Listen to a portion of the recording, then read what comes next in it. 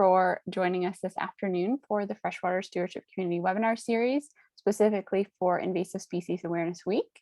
This is our second presentation of the week, in addition to a number of online resources that we have been publishing on our social media pages. And we're very excited to have you all here. The two people that are going to be with you today are Janice Gilbert, our presenter, who is a wetland ecologist and the executive director of the Invasive Phragmites Control Centre. If you have any questions for her today, I encourage you to put them in the chat as you think about them, as we will be saving all of the questions for the end for a designated Q&A. And my name is Monica Seidel. I'm the Communications and Fundraising Coordinator at Watersheds Canada. I'm joined by my colleague, Nicole, who will be helping everyone with any of their tech issues. So if you want to send Nicole or myself a private message on Zoom, if you're having trouble with any tech issues, or if you have any private questions for us or questions about Watersheds Canada, you can send them to us directly, or you can also send me an email. So for everyone who is joining us today, this is a part of our freshwater stewardship community at Watersheds Canada. It is a community that is national in scope and only online at this point. We have over 1,200 members who have joined since the start of last year, and they are represented across 7 countries. So this community was launched in response to the pandemic. Watersheds Canada tended to deliver a lot of programming in person, like conferences and AGMs. And so we had to pivot and move online. And here we are over a year later with over 1,200 members. So it's been really lovely to have such strong community support and interest in this community. We've had so far 14 webinars and created 12 handouts to accompany those webinars. And all of those resources are free and available for download at watersheds.ca/freshwater/-stewardship. And they range from a wide variety of speakers, including nonprofits, community groups, academia, and businesses. So I would encourage you to check those out after we end here today. And specifically for this community, I would like to thank our funders, the Peterborough K.M. Hunter Charitable Foundation and the S.M. Blair Family Foundation. For this specific week of programming, we would like to thank the Invasive Species Centre, who has provided support to help with community engagement and materials to limit barriers for people accessing invasive species information and management. This Invasive Species Awareness Week, we are able to provide awareness about different invasive species to individuals, families, and community groups, and show how people can take collective action to prevent the spread of invasive species. And we are doing this through the webinar series. So we hosted one yesterday about non-native earthworms, and we are hosting one today. And then, like I mentioned, there are a number of family activities that are being posted on our social media page. If you haven't heard of Watersheds Canada, we are a national nonprofit and charitable organization that is really focused on providing community groups, landowners, and youth opportunities to protect their freshwater, including their lakes, rivers, and shorelines. So we do this through a number of programs that we develop in Eastern Ontario, and then package and provide to community groups across the country so that they can take local action. So you can see a couple different examples on our screen here. We have the Natural Edge program in the bottom right, which is a planting program that looks at restoring shorelines using native plants. In the top right, we have a fish habitat program. So this one is restoring a spawning bed by laying rock out on the ice, which will then fall in the spring when the ice melts and add that extra layer of shoal so that the fish can lay their eggs. And then on the left is our Love Your Lake program, which is a shoreline assessment and education program delivered in partnership with the Canadian Wildlife Federation. As I mentioned, this specific week, February 20th to March 4th, is Invasive Species Awareness Week, which is a program that was started by the Invasive Species Centre. Watersheds Canada is able to provide some extra resources, and that was because of generous funding from the Invasive Species Centre. So you can see an example on the screen of some of the social media posts we have created. We've also created some quizzes and activities. So I would encourage you to check out whichever platform you are already on.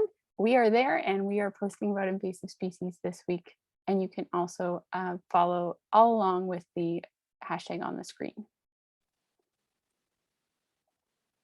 So now I'd like to introduce our speaker for today. Janice is a wetland ecologist with over 25 years of experience researching and assessing these invaluable ecosystems. She began investigating invasive Phragmites impacts on wetlands and appropriate control methods in 2007. Since that time, she has been a lead author on over 150 reports and presentations and is a contributor on a number of guiding documents. She is the founder and co-chair of the Ontario Phragmites Working Group and an advisor on two binational programs, the Great Lakes Phragmites Collaborative and the Fragmites Adaptive Management Framework. Janice is currently the executive director of the Invasive Phragmites Control Centre, which is a nonprofit entity that she founded to provide effective and environmentally responsible management of Canada's worst invasive plant. So with that, I'm going to pass things off to Janice. Thank you very much, Monica, and thank you also for the invitation to speak at your webinar today. I really appreciate it. And I hope those of you in attendance find what I have to present of value of use. I know some of you, and some of this is going to be information you already know, but hopefully I have some gems in here that's a bit of information you may not have known before. Is my screen now being shown, the presentation, Monica? Yes, you're good to go. Super, okay. Thank you. So this image here is actually a place that it all started for me. This is Rondo Provincial Park. This photo, well, I started assessing that wetland in the park back in 2005. And this is what I was encountering there. I'll talk a little bit about that in a bit.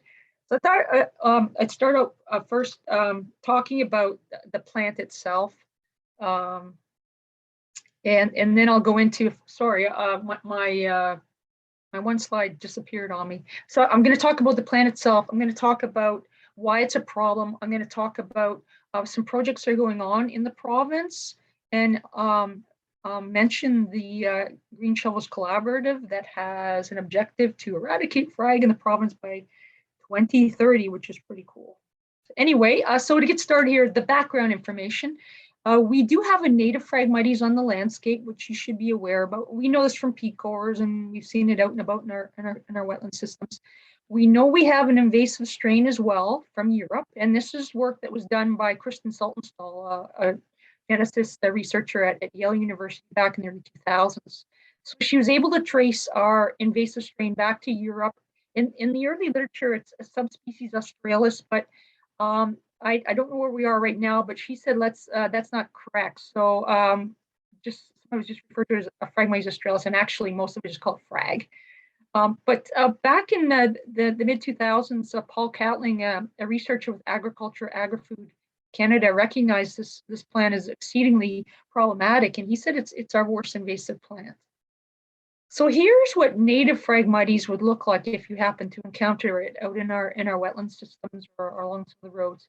And there's some really good information out there on what characteristics you can use to differentiate that from our invasive strain. I have some information as well I can share if you're interested. But basically, it tends to quote unquote behave itself. It grows amongst our native plants. When invasive Phragmites is just getting started, it tends to behave quite like the native strains. It grows in amongst our native plants, and basically what it's doing is it's getting the below ground biomass all set up to take over. But it's at this stage here, it's the most critical for people to identify that it's not native and it needs to be controlled. This is the easiest time to get it, not leave it till it gets to this stage. And we have many places now on the Great Lakes and interior Ontario where it's just an absolute disaster. It's a grass. And if we go look at how it grows over in Europe where it's native on the landscape, it grows in monoculture. So it grows in the exclusion of other native plants, even in Europe where it's native as well. And there's some clones that have been in existence for over 1,000 years. It kind of gives us an indication that we don't do anything here in Ontario or in North America to control it. It's just going to stay. It has a number of dispersal mechanisms, and I'll get into that in a bit. And basically when the viable seeds or plant parts land in moist sediment, muck and whatnot, it can get established. So here's one of these feathery seeds we have to see out there now this time of year. They're very distinct. Someone did a count, around 2,000 of them. If it's a clone, basically all of the plants in that cell are from the same parent stock. The viability of the seeds is around 1%. Still a lot of viable seeds, but certainly not as many as could be. If these plants have cross-pollinated, you can have viability up to 40% of the seeds, so quite a bit. So in the springtime, when the seeds land in the moist ground, they can sprout. And it's those sprouts that, if they can get established, they'll take off. Along our lakeshore, so where we have a lot of wave energy along the shorelines of our Great Lakes or along stream beds or lakes, where Phragmites is established during a storm event, it can rip out those viable plant parts and redistribute them along the shoreline. So here's an example of that, where a bit of the rhizome has been exposed and it's floating along the shore, and you see the stalk starting there and the roots starting. The other thing, this is just an amazing plant. If the stalk happens to fall in the water, along the nodes of that stem, you'll get a shoot and a root starting as well. And I call it the zombie plant because, the standing dead stalks you see this time of year in the lakes, they get ripped out with the ice in the spring and they get washed up on shore and you think it's dead. Well, it's not necessarily. There's still some viable plant parts in there. So once I mentioned, like once those roots get established and that stalk gets established, it's what's going on underground we don't see that really is where the work's happening, where the plant is developing a really dense network of roots and rhizomes. And once that gets established, that's when, if you're coming back to a site year after year, all of a sudden you notice Phragmites. That's why, because the below ground rhizomes have developed enough. There's a lot of shoots coming above ground, and you can have really high densities above ground. Those rhizomes and roots can go exceedingly deep down into the sediment. That's why digging out doesn't really work for those folks that say you get a backhoe in there. And once it's established, it's exponential growth. So here's a side profile, what you could see under a high density Phragmites cell. Lots of roots and rhizomes in there. And here's an example of the exponential growth. So this is in a wetland up in northern end of Lake Huron. Lots of nice native emergent plants in there. And in the midst of that are invasive Phragmites just getting started. So I happened to pick up a stolen off of one. And these are going in all different directions from one parent stalk. And about every 30 centimeters along that stem, there's a new shoot and a new root that's going to start. And so next growing season, that will be a parent stalk. So there's your exponential growth. The plant has a lot of adaptive capabilities to withstand some harsh conditions. That's what it does so well in our roadside ditches. Even after a harsh winter, it can withstand the a little bit of salt in the water, brackish water. Variable water depths as well, has strategies to survive real deep water and very, very dry conditions. Low to high nutrient sites. It's on those high nutrient sites you tend to see those really tall plants, like the over 5 meters, and really high densities, but it'll grow very well in low nutrient sites as well. Variable pH, there's a paper where it was grown in acid mine tailing, pH of 2.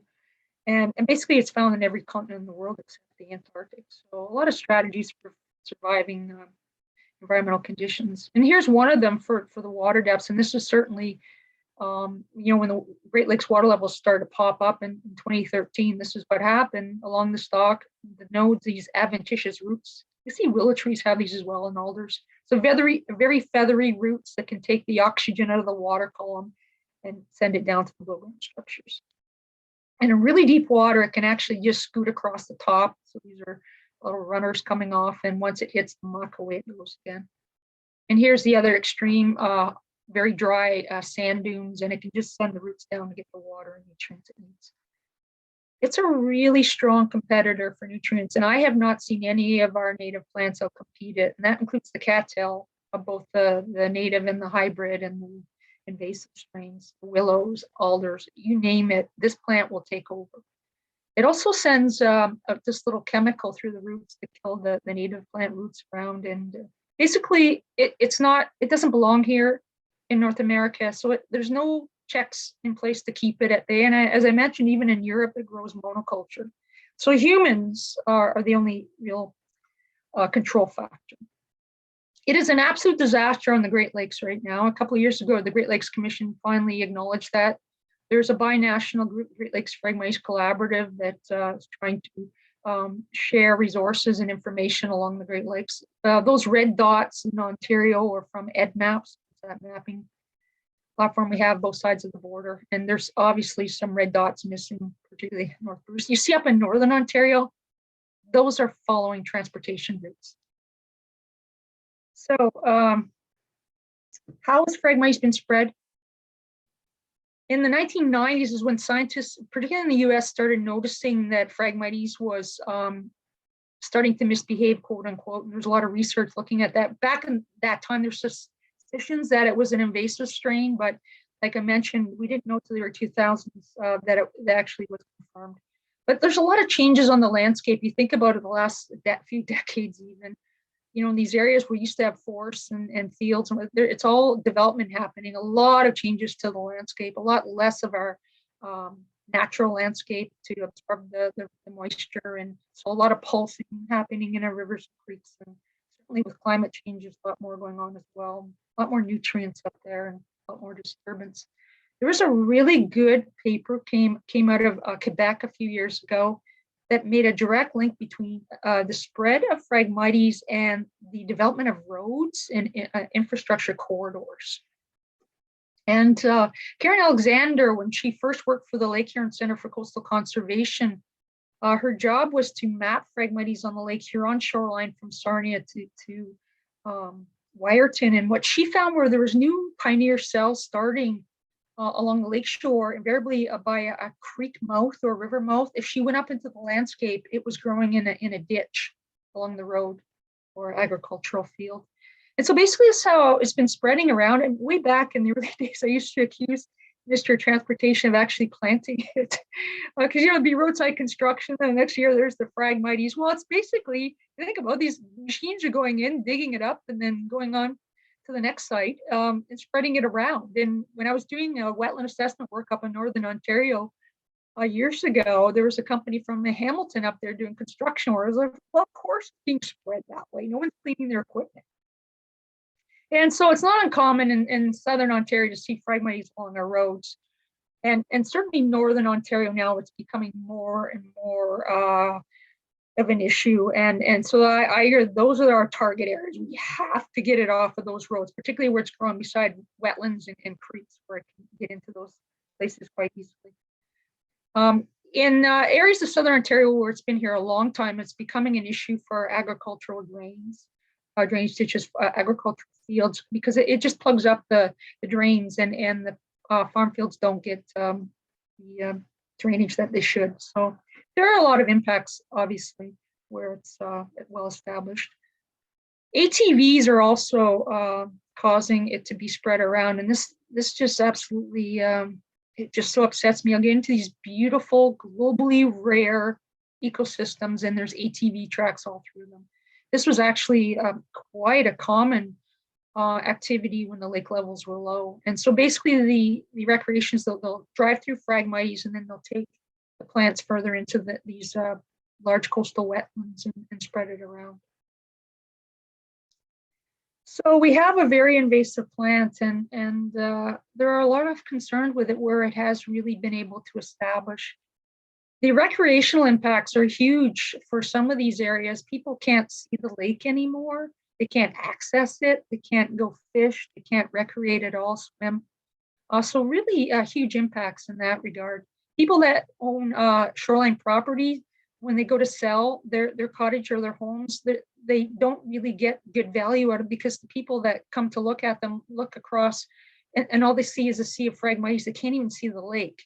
So there's no real shoreline access or lake views. And in many cases, they can't see a sunrise or a sunset.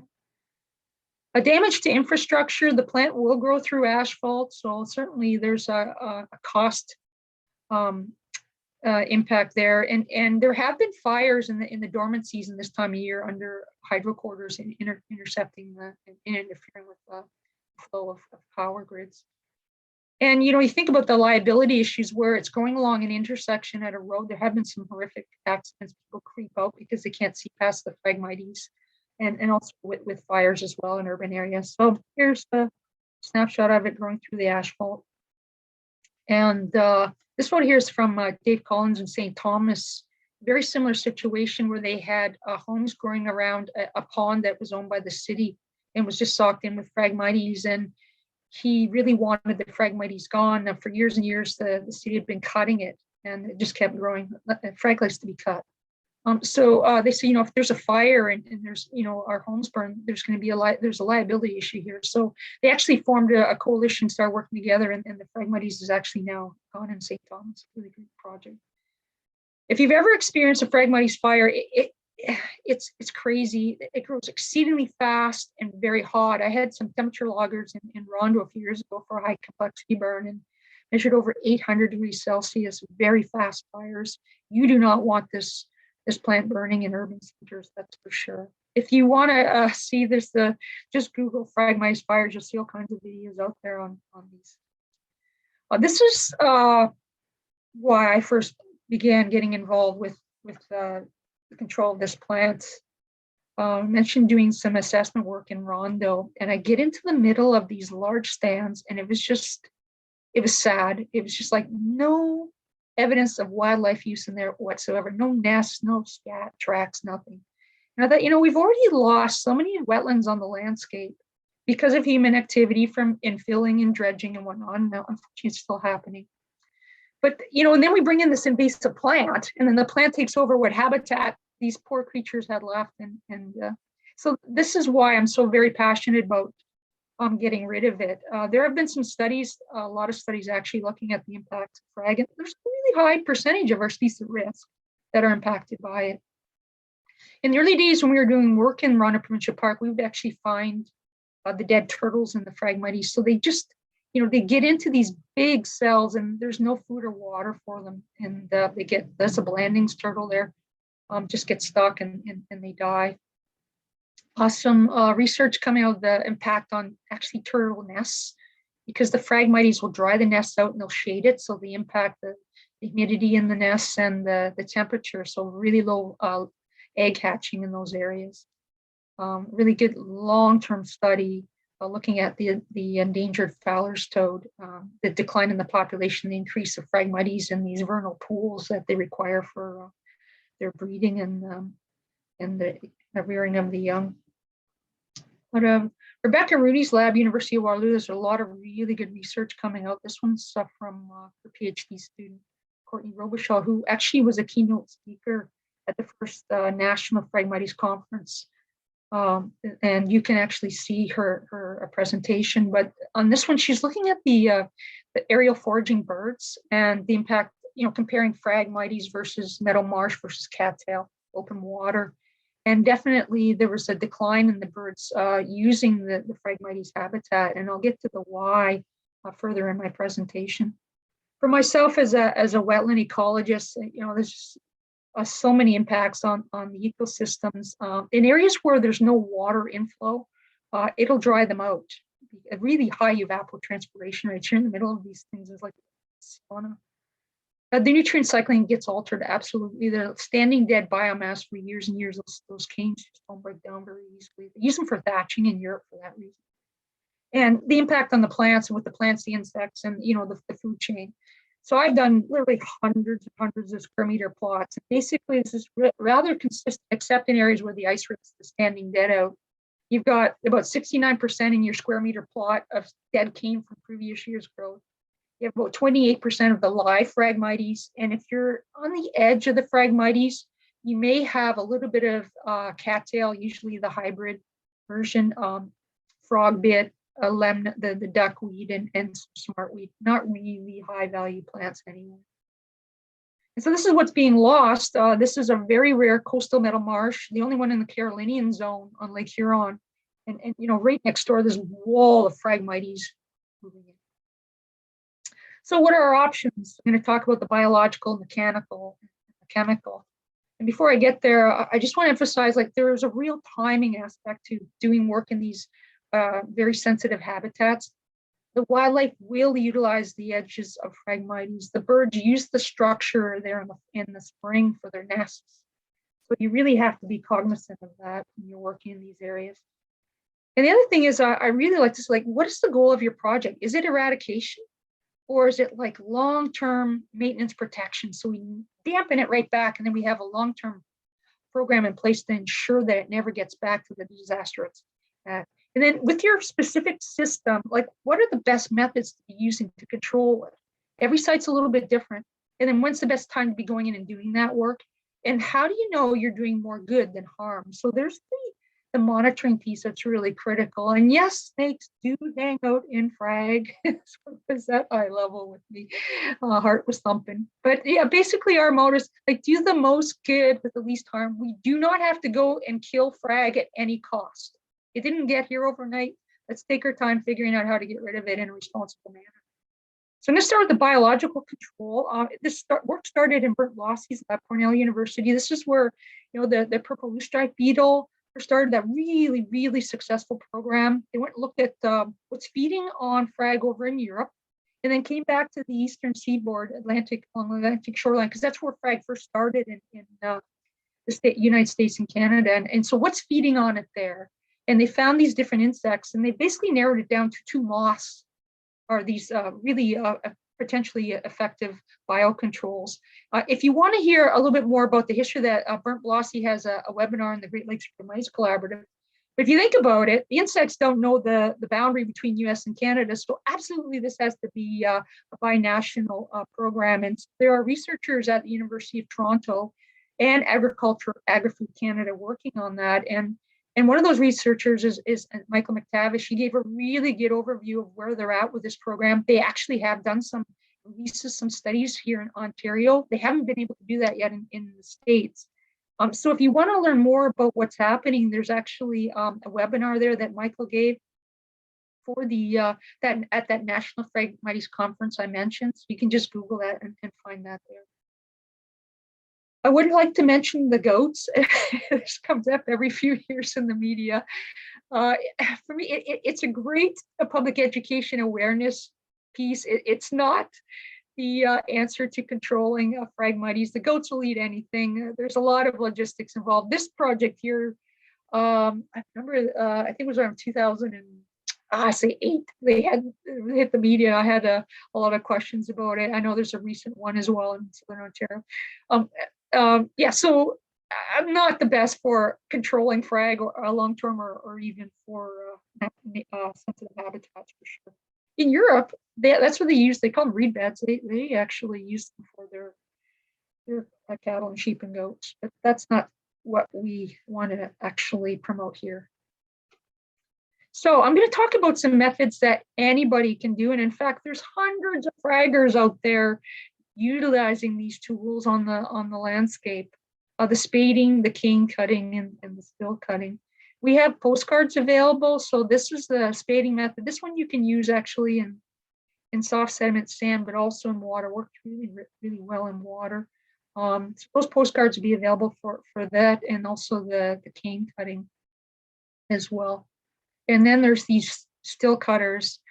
So basically they're a gas powered still. They're not meant to be put in water. I have a unit now. It's on its 6th year. My mechanic just said it's worn out. It's not because it's been in water, but anyway, if you want to use this, you want to learn how to maintain it properly, please contact me. I have some information on that. I'm actually going to get a video together to show people so they don't seize up their lower units. But it's a combi unit, and you get different heads on it. The intent of the cutting to drown is just to snip that stalk as deep in the water column as possible. With the spading, you can actually even snip that nib off, and you can spade, and the sediments are soft enough. I actually was investigating this back in 2008 when the lake levels were really low, and cut some frag down in an area. I knew it would flood up naturally. It just that back then the lake levels just weren't high enough to make it a viable option. But when the lake levels did pop up, started looking at this again, because at that point in time, we didn't have a water safe herbicide, and we didn't have any other control method. So I had these plots in this area that I was helping a local community group, Lynn Shorter, to restore. And so what this graph shows on the left, August 26, 2015, are what was in the plot. So the max density I had in my square meter plots was about 130 stalks. and the average number of stalks in these plots was about 80. So then it was cut. The whole area was cut. So I went back the following growing season, and I found like a significant decline in those plots. So basically, the average in the stalks or in the plots was about 10, less than 10, and the most the highest number of stalks I got was 30. So you see a first cut and then a second cut. There are some plants that just we couldn't kill because the water was too shallow. But here's what, the before and after. So really significant impact there. We got a great kill. And so that was exceedingly encouraging. And so, water depth is certainly important, but I'm learning now as well that so is water clarity. So in sites where we're working, what's really murky, you can get like 100% mortality with one cut. And sites like up in Oliphant, working with Leslie Wood and her group, the water's like up to our neck, and there's the frag growing, and it's still growing back. Like we might at best get 60, 70% mortality. So it really depends if the sun can penetrate as well. So it's really interesting finding for us. There's a lot more information about the cutting to drown method. I gave a webinar a few years ago, the Great Lakes Phragmites Collaborative. If you want to go to that site, there's a lot of, I mentioned Bert Glossie's webinar. There's a lot of other really good webinars. You can find out more about Phragmites at that site as well. There's a point in time where the mechanical methods are gone over. That's for Josh with that wall of frag behind him. It's not as the Phragmites have to be cut, but it has to be picked up because those will resprout in the water. So I have these, I have 3 of these machines. They're trucksters from Sweden. They're specially designed, they're amphibious. They have a heavy duty cutting head on them and a rake. We can get in and we can remove that really high density of Phragmites. And for most sites, we only have to come once. And then the local community or manual control can so we can cut it and we actually remove it. And I mentioned before, like there's a real timing aspect to this. We do not do any work until the fish spawning regulations lift in middle of July. And that's really good because that's when most of the birds are finished nesting, not all, but most are. The crew are really experienced working in these areas. There's a lot of site logistics, access, and what do you do with the cut material, and who additional crew that's required to be on site, work with volunteers. And there's a lot more to it than just cutting and removing the Phragmites. And here's birds nesting later in the season than normal, so we have to cut around. We have to be cognizant of that. Marsh wren nests, of course. And then on some of these sites, we have to actually go through really nice wetland habitat, the sensitive areas to get to the Phragmites. What I do find though, working on these machines, that they move very slowly, and the wildlife actually aren't afraid of it. Here's a leaf bitter right beside me. They're actually very late nesters. We've had to leave the site early August and come back later because the young hadn't fledged yet. The frogs and the snakes and turtles, lots of turtles around. So, just being wary of it. The muskrats love us. We cut this stuff down and come in and start feeding. And then containment as well is certainly an issue with putting some booms out. And we try to leave a fringe at the lake edge and then clean up what's inside. And if we can, we will actually leave that fringe for protection from wave energy. And that gives the native plants a chance to reestablish, particularly in the higher lake level cycle. Here we are with the volunteers at up in Oliphant. They are just amazing. Come and help us with the stragglers. The machines can get the big stuff, but there's always a lot of small pieces to pick up. And then what do you do with the biomass? So some sites we can actually take it right to shore and then it dries out and it can be burned. In other areas, we make what's called, I call them giant muskrat dens. And they'll actually dry out. And if there's any resprouting the next season, we can just go on and manually pull them out and lay them on top to dry. The snakes love these, by the way. Nice and warm and dry on top and moist underneath. And the birds will nest on them. And so basically, we're shrinking that footprint of that high density Phragmites to these mounds, and the wildlife can actually use them.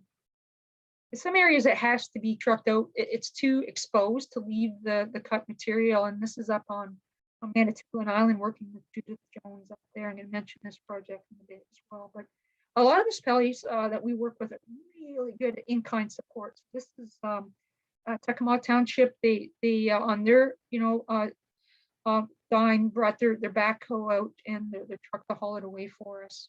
This is up in Oliphant. This is one of the council members up there for Township of South Bruce. His barge and mini backhoe and one of the cottagers brought his barge to help us get the material into shore. And then Township of South Bruce, they would help get the biomass off of our barges and haul it away. And so here it is at the local dump. Last year, 119 dump trunk loads. So just a significant amount of assistance there in kind.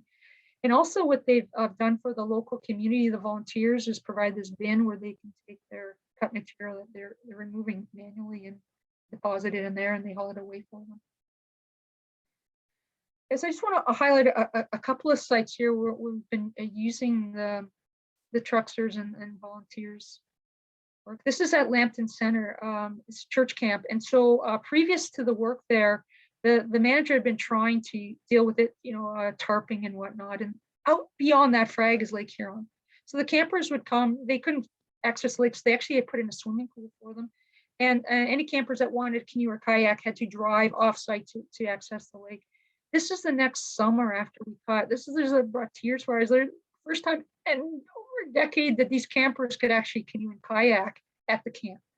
And this is just, this is the same shore, just a little bit looking north. And before and after here, we're working with Lambton Shores Phragmites Community Group to clear up that whole shoreline. There's a big coastal wetland there. This is at Brucedale Conservation Area, Saugeen Valley Conservation Area. So this is Lake Huron again. Campers come here year after year. They hadn't seen the lake in over a decade, couldn't see the sunset, couldn't swim, recreate. Lake Huron again is out beyond the frag there. So we went in, helped them with that.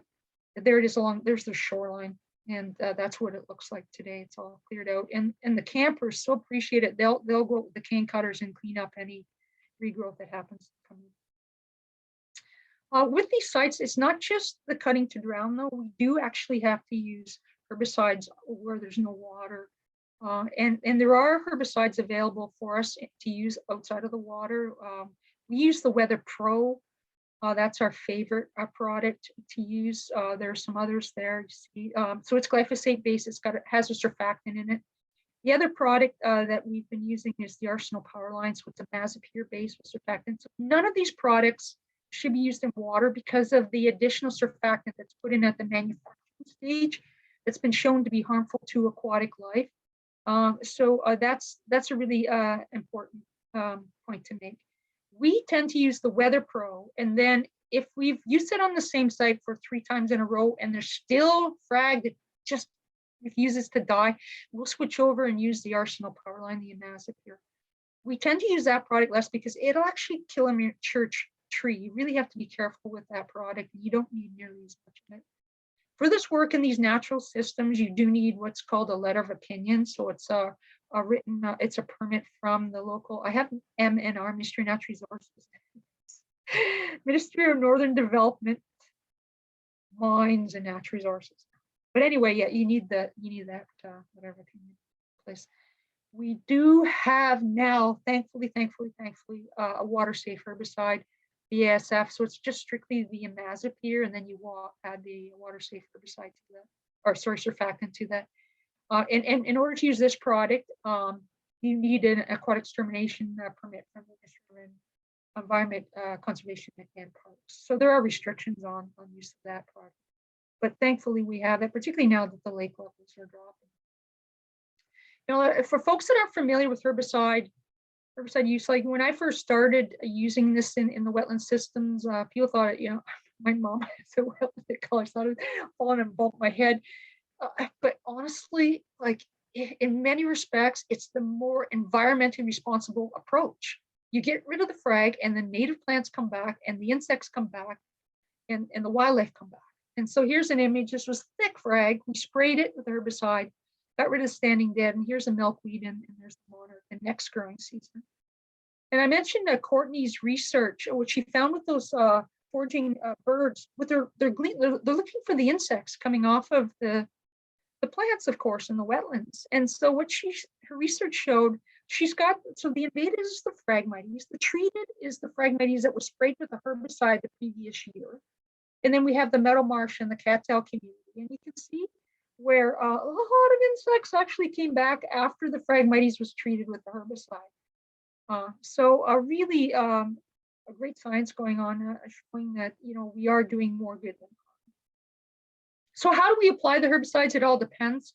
In some of these areas, it's too sensitive to be taking in tracked vehicles, so we walk through backpack sprayers, plus the density of the Phragmites as well. So we can spot spray. In other areas, we do have to take in motorized vehicles because the biomass of the Phragmites is too much for walking through. We have an amphibious unit. It's been retrofitted.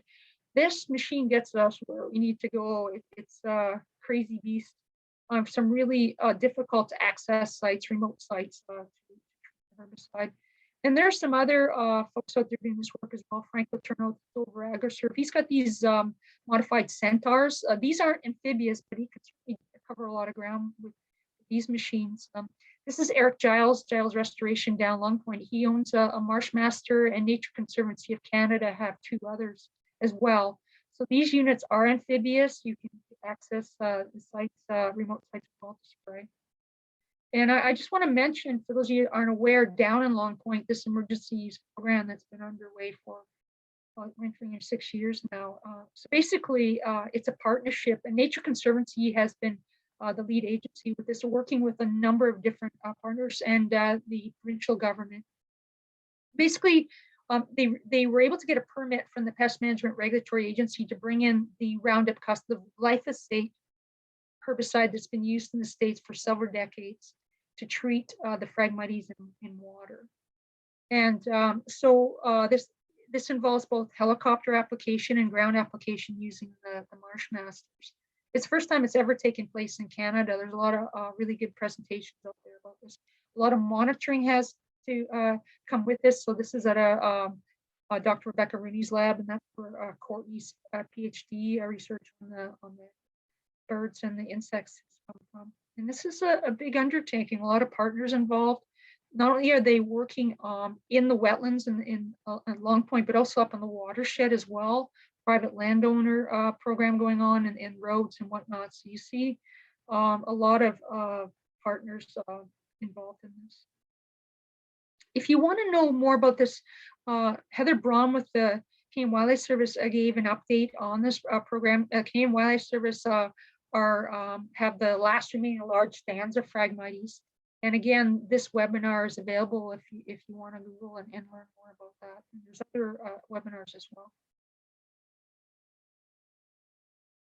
There are a lot of grassroots groups out there now working in Phragmites. This one here, the Lambton Shores Phragmites Community Group, was one of the first that I was aware of for almost a decade. And they took a watershed approach. They had a problem with Phragmites on their beach in Port Franks, and they looked around and said, well, no point in just controlling it here because it's a disaster everywhere. So let's get a plan in place. So I helped them develop a management strategy for the whole actually 2 watersheds involved, Sable Bayfield Conservation Authority in the St. Clair region, and lots of great partners involved in this project. But these just tireless efforts of local community and these volunteers.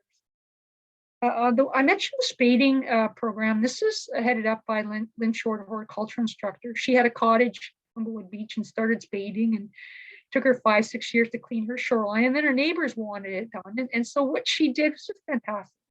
Kids are out of school. She said, you want to come work in the morning hours, 8 till noon. And then the landowners, they pay the kids to spade on the frag on their shoreline. And as they're doing that, Lynn's teaching them about beach ecology, trying to educate them about, why, the Bahama Beach syndrome isn't good for our lakes, where we do need the native plants on the landscape, and teaches them about the insects and whatnot. Just a great project. These lovely ladies up in Kincardine, they didn't realize their acronym was crap. I tease them about that. Basically, they had shoreline property in Kincardine, Phragmites there. We went and helped deal with the massive stuff with the herbicide and that. And they've just been building community groups, volunteers to keep it out of the lake, keep it off of their shoreline. And the municipality of Kincardine, what they did was they provided a liability insurance for the volunteers, which was a real game changer for them. So just an amazing project. In Georgian Bay, Georgian Bay Forever, they were able to secure funds to have a full-time crew in the summer, and they would work with the cottage associations, and they basically were able to map where it is all through Georgian Bay, and then they would get these volunteers out in all these areas and help deal with the Phragmites. There's a lot of these smaller sites now that are eradicated. It's just a fantastic project, still ongoing. And you can go to their website and learn more about that as well. And up in Oliphant, this is a group of amazing volunteers I have the privilege to work with as well. They've been trying to get rid of Phragmites, not only on their cottage shoreline, but throughout the whole community, and they just work tirelessly to do this. And Leslie Wood is the spearhead for this. She's in the lower right by the little red kayak there. But she's been instrumental in forming this great a group of partners to help deal with it in this area. And so this is a before picture of the 2018, and this is an after of that same embayment. There's still a lot of work to do, but just made great strides, and they're tireless efforts out there, day after day in the summer months of manually cutting it. This is up on Manitoulin Island. Judith Jones wearing the cap there in the top left. She's a species at risk plant expert on the island, and started noticing that Phragmites was taking over species at risk plants. And so she started up a program on the island just to systematically get rid of it, educate the municipalities, First Nations communities across the island, cottagers, and has just an amazing program going there as well. She's been able to eradicate it in a lot of sites. This was one of the first ones we worked with on her in Blue Jay Creek, so that's a before and an after. Now it's just actually one of the volunteers is able to look after and read what happens in this bay now. And then the last one we'll talk about, there's a lot more groups working on here. I'm just highlighting a few here. This is up Inland Lake in Sundridge, Lake Bernard, headed up by Mary Konderik. So just getting property owners again on the lake engaged and involved. They have T-shirts. They've got we're able to raise funds to get tools and systematically cleaning it up on that lake, and then branching out and getting partnerships to get it off the roads and off of the private lands as well in that area. For those of you that aren't aware, there is an Ontario Phragmites Working Group. We meet once a year. We have an annual meeting, and it's a great opportunity to share information, always learning new things every year, new tools and new strategies and new ways to approach it, but also that community building. Us fit over 100 in attendance. You don't feel like you're alone in this. There's a lot of good information already out there. You do not have to reinvent the wheel. You do not have to do demonstration sites. Or sorry, pilot projects. Demonstration sites are more than okay because you know how to kill it.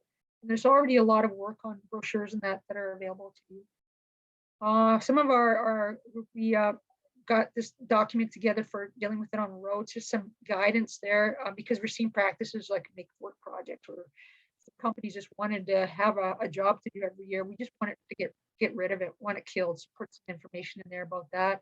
There's some information to the agricultural community as well. Ministry of Transportation is actually coming out with their own best management practice document this year. And they are also investing millions of dollars to get it off of our provincial highways, which is fantastic. I'm hoping that the high priority target is Northern Ontario this year. So just get it off of those roads. And there are an increasing number of municipalities and counties that also are getting engaged in Phragmites control. So that's really encouraging. The other thing that's really getting a lot of uptake is this clean equipment protocol. It's starting to get incorporated into construction tenders now, which is absolutely fantastic. I know some Ontario parks have no construction equipment can come into a provincial park until it's been cleaned. And you think about it's not just Phragmites that's been spread around, but a lot of other problematic invasive plants. So we can stop that being spread by construction equipment. That's going to just be a game changer for us. I hope that I've conveyed to you like the importance of having these projects driven by the local community. It is so key, not only short term, but long term. These are the people that know their area, know their community, are passionate about protecting it. And long term, that's how it's going to work. And also too, it's a great community builder, folks at cottages associations that disbanded get ramped up again, and folks that wouldn't normally ever meet or work together are forming coalitions. So it's just a really wonderful community engagement projects. And I would just like to say, Phragmites is not an easy plant to deal with. So I always like to provide a little bit of guidance. Have a plan in place. Like, what's your defined scope of where your activity is going to? Is it just the lake, or is it your watershed? And that kind of helps you determine who your partners should be, who owns the land, and who to bring in to help make your project work. And really important is also figure out where it is within the scope of your project. So what are the sizes, the density, what's the landscape like where you have to kill it? Is it roadside ditch, or is it a wet field, a wet field, dry field? Is it industrial site? Is it a sensitive habitat? So that really dictates to you how you can control it. And then how much money do you have? And so that you can triage your sites. Okay, what do we actually have to focus on right away with the money that we have, so you can prioritize, and then track your efforts. How is what we're doing working? Are we winning the battle? The method we used, did we eradicate it? Or do we need another year of work on it? And building that short and long-term capacity and infrastructure into your program. I would like to mention the Green Shovels Collaborative. This is just like, it's going to be a game changer for us in the province. This group, Invasive Species Centre, Ducks Unlimited Canada, Federation of Ontario Cottage Association, Nature Conservancy of Canada, Ontario Federation of Anglers and Hunters, and the Ontario Turtle Conservation went to the provincial government at the beginning of COVID. So, okay, we have some shovel-ready initiatives that we can undertake right now. And so the government came back and said, well, we are going to fund a development of a strategic framework to deal with Phragmites in the province. And there was a lot of components with that framework. So the coalition collaborative went to the members of the Ontario Phragmites Working Group, said, okay, what would a strategy for Ontario look like? So got some feedback there. Also wanted to know what projects are already underway in the province, and how, at what scale, what they're costing. And it helped to feed into this cost benefit analysis that they had undertaken as well. And you can see the figure there, more than $470,000 million economic impact. So it's not small to leave Phragmites on the landscape. And I argue, for the impacts, it's invaluable in our ecosystem. You can't put a dollar figure on the loss of biodiversity, loss of ecosystem habitat. Also, what's coming out of this strategy collaborative is a guiding document for municipalities. So this is just hot off the presses, just the first iteration, and this is being headed up by Nature Conservancy of Canada, Eric Cleveland and Barry McFarlane, and Francis Chu and I are involved in that. And I've just completed a Northern Ontario strategy, has helped to develop that. So those actually may morph into one document. But my goal is to eradicate in Northern Ontario. I think it's a feasible goal. And that's kind of the strategy that I'm aiming for. The other thing that this group is looking to is to get secure, dedicated funding for at least the next decade. And what does that look like? There's a really good overview of this program on the Ontario Phragmites Working Group webinar series at our meeting. You can go there and you can see the update on this program. Sarah Rang is the executive director of the Invasive Species Centre, and her staff, Karen and Colin, also have presentations, and then Eric Cleveland with Nature Conservancy of Canada. So you can get more information there. And I will say that they've been great at providing funding for local community groups and municipalities actually as well, to offset the cost for Fragmented control. And that's what they're aiming to do as well for this coming years, to provide some funding support, get that in place to help offset the cost. So I've thrown a lot of information at you. I hope I convey the most important thing is, like, don't ignore Phragmites, because eventually you're gonna have to deal with it. So, it's so much easier to deal with it when it's just getting established, as opposed to where it's been allowed to infest an area. And certainly the effort and the cost will be far less as well. I also would like to highlight the fact that I think we have another really aggressive grass that's going to be a problem. It's out competing Phragmites in roadside ditches. So that tells you something. It's a very pretty grass. It's sold at nurseries. I see it escape from people's properties onto the roadside ditches. I'm seeing it going off of roadside ditches into the back forested areas. And I'm trying to get municipalities to pay attention. It's like, if you have a Phragmites control program going, please, please, please nail this plant too. Because otherwise, if we had known what we know about frag back in the 70s when we first started, we wouldn't be where we are today. So let's try and learn the lessons of the past from what we know about Phragmites. And I just like to give a shout out to all of those hardworking volunteers out there. Endless hours, countless hours out there, not only physically removing Phragmites, but they're knocking on doors, getting their neighbors, their municipalities, everybody educated. And I can't thank you enough, because without your efforts, a lot of these areas would just still be a disaster. It's just a real privilege to work with you. And there are some information sources out there. As I mentioned, you don't have to reinvent the wheel if you are starting up a Phragmites community group. You can go to our Ontario Phragmites Working Group website. You can also link in with other groups that have been doing this work. They're all happy to share. There's also the best management practice document is on the Ontario Invasive Plant Council website. I mentioned that Green Shovels Collaborative, information at the Invasive Species Centre and Nature Conservancy as well. They're doing a lot of work, not only in Norfolk County, Long Point, but now in North Bruce and other communities as well. So they have information on their website. I mentioned that binational group, the Great Lakes Phragmites Collaborative, a lot of good information there. It's US centric in terms of the products, the chemical products, but a lot of it is relevant. A lot of good research is there, a lot of great webinars. The Lambton Shores Phragmites Community Group has a website, actually a few others do as well.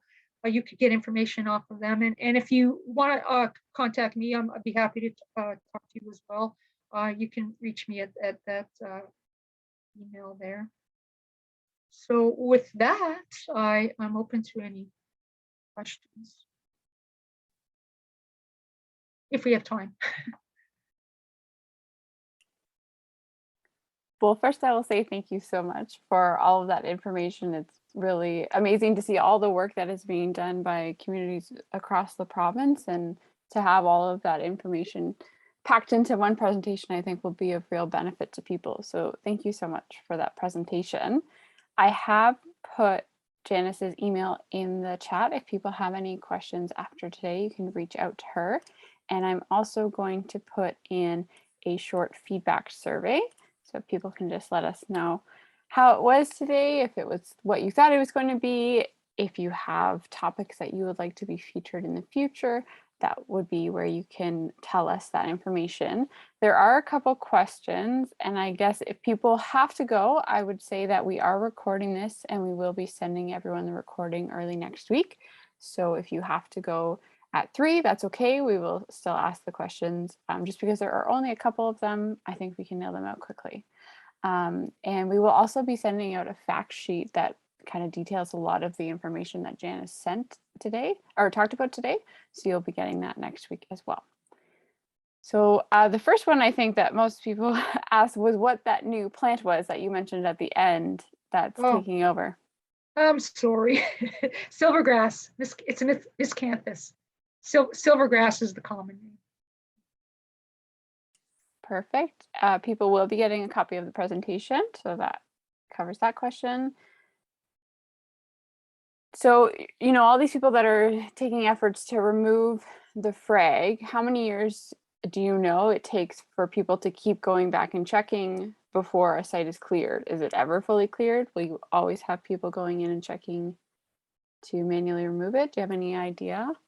Yeah, I mean, it's site specific, of course. Like in some sites, we've been able to eradicate it. And my definition of that is 3 years post the last time you had to go do any work, there's no frag. So, 3 growing seasons later, there's still no frag. I consider that eradicated.